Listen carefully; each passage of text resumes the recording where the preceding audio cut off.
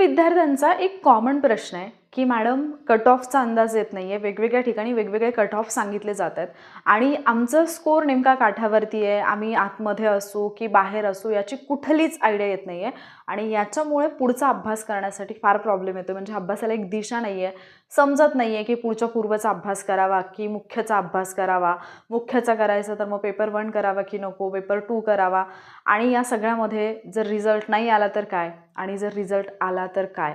So या सगळ्या कन्फ्युजनचं उत्तर देणारा हा व्हिडिओ आहे. ठीक आहे. जर तुमचा स्कोर तुम्हाला असं वाटत असेल की फार कमी आहे, होऊ शकत नाही, मला पुढची पूर्वपरीक्षा द्यावी लागेल, तरीसुद्धा तुम्हाला अभ्यास करताना मेन्सच्या GSचा अभ्यास करणं कधीही फायदेशीर ठरेल. जर तुमचा स्कोर चांगला आहे आणि तुम्हाला असं वाटतं की माझा रिझल्ट येऊ शकतो किंवा तुम्हाला असं वाटतं की मी काठावरती आहे, होऊ पण शकतं, नाही पण होणार, तरीसुद्धा मेन्सचा पेपर 2 जो आहे, GS जो आहे, त्याचा अभ्यास करायला सुरुवात करा.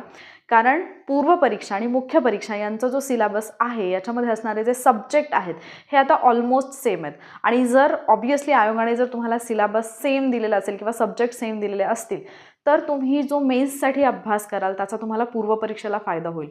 रिझल्ट आला नाही आला दोन्ही कंडिशनमध्ये तुम्ही प्लसमध्ये राहाल, कारण तुम्ही मुख्य परीक्षेचे GSचे सब्जेक्ट केलेले आहेत.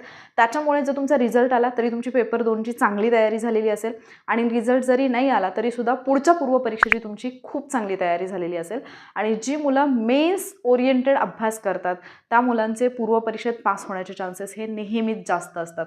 आणि त्याच्यामुळे जर तुम्हाला असं वाटत असेल की माझा स्कोर नेमका कुठे हे मला कळत नाही आहे, नेमका अभ्यास कसा करावा हे कळत नाही आहे, तर तुम्ही सरळ मेन्सचा GSचा पेपर जो आहे, पेपर 2 जो आहे, त्याचा अभ्यास करायला घ्या. आता याच्या अभ्यासामध्ये पण म्हणजे GSचा अभ्यास करताना नेमका कसा करायचा किंवा जे कॉमन सब्जेक्ट आहेत तर मग त्याच्यातले कॉमन टॉपिक कसे काढायचे या बाबतीत कुठलंही कन्फ्युजन असेल की मेन्सचं ठीक आहे आम्ही मेन्स ओरिएंटेड करू पण तरी पण एक्झॅक्टली सुरुवात कशी करावी हे कळत नाही, असं जर कुठलंही कन्फ्युजन असेल तर कमेंट करून नक्की सांगा. मी त्याच्यावरचा व्हिडिओ डेफिनेटली घेऊन येईन जो व्हिडिओ तुमच्या अभ्यासाला एक योग्य दिशा मिळवून देईल. ठीक आहे. हा व्हिडिओ हेल्पफुल वाटला असेल, तुम्ही अशाच कन्फ्युजनमध्ये असाल तर व्हिडिओला लाईक आणि शेअर करायला विसरू नका.